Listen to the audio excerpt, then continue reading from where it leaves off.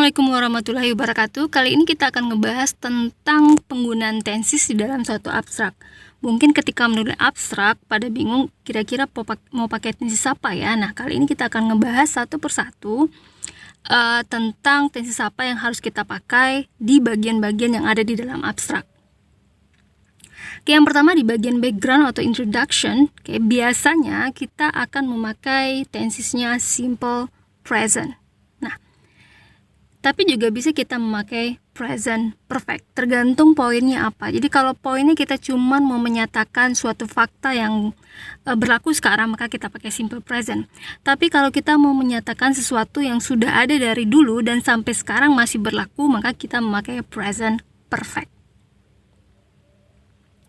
Bagian kedua dari abstrak adalah aims atau objektif, tujuan dari penelitian kita ataupun laporan yang kita buat. Nah, biasanya kita bisa memakai simple past atau kita juga bisa memakai present perfect. Nah, ingat, salah satu penggunaan present perfect adalah untuk menyatakan suatu kejadian yang terjadi di masa lalu dan waktunya tidak jelas. Jadi memang biasanya dalam abstrak kita tidak menjelaskan secara rinci kapan itu terjadi. Makanya boleh memakai tenses present perfect. Walaupun simple past mungkin lebih common, lebih umum ya. Yang bagian ketiganya adalah method. Method di sini termasuk cara ataupun alat yang kita pakai. Nah, biasanya kita juga memakai simple past di sini untuk menjelaskan suatu method dan kadang-kadang juga bisa memakai past perfect. Tapi biasanya kita akan memakai past perfect berpasangan dengan simple past. Seperti yang terlihat sini, had been carried, dan di sini ada kata before energy source was converted. Nah, itu ada pasangannya simple past. Nah, karena memang past perfect menjelaskan kejadian yang terjadi sebelum kejadian lain di masa lalu. Jadi ada dua kejadian tuh. Kejadian pertamanya kita buat dalam past perfect dan yang kedua dalam bentuk simple past.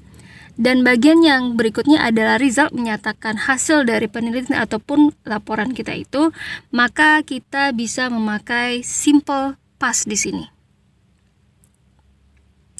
Nah, sementara untuk conclusion, biasanya kita juga memakai simple past dan kadang juga bisa memakai simple present. Jadi boleh simple past, boleh simple present.